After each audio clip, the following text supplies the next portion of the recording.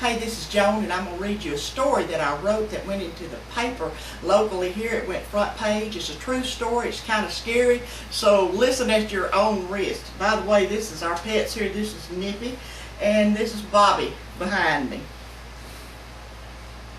This is called Terror on the Train Tracks.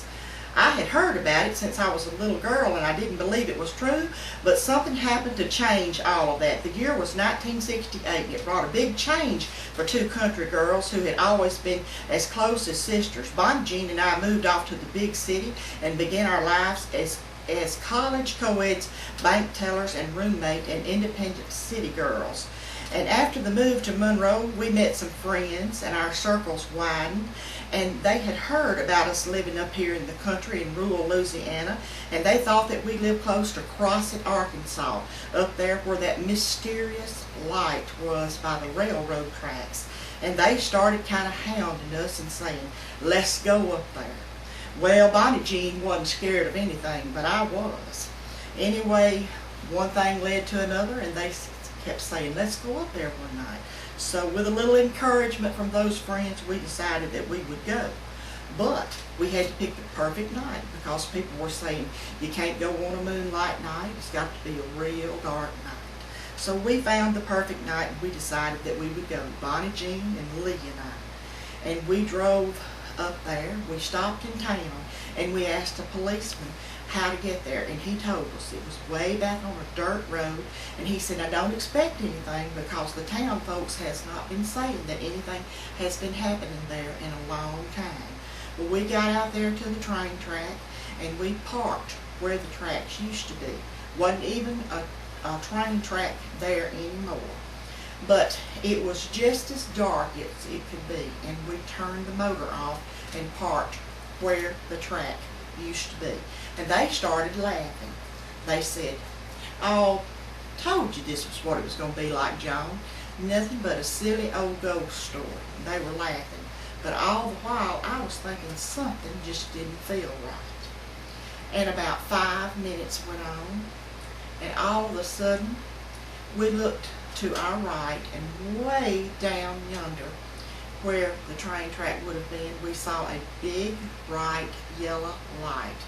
No sound whatsoever, and it was coming just barreling down our way as fast as it could be, right for our car. Well, we started screaming and hollering for Lee to crank the car. Wouldn't crank. Nothing would happen. It was just like in an Alfred Hitchcock movie. It seemed like the air was so still, nothing would happen. We were so scared. We couldn't get out and run. We couldn't pray. We couldn't move. We couldn't do anything. And that light hit the top of our hood.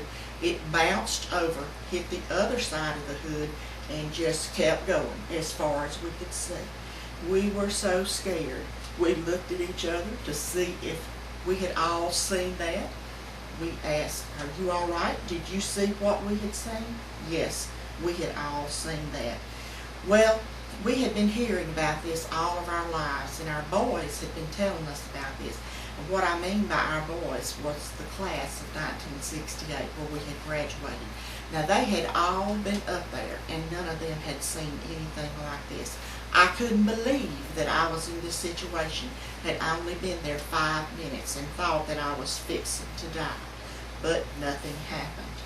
Well, as time went on, we left and went back to Monroe, to the big city.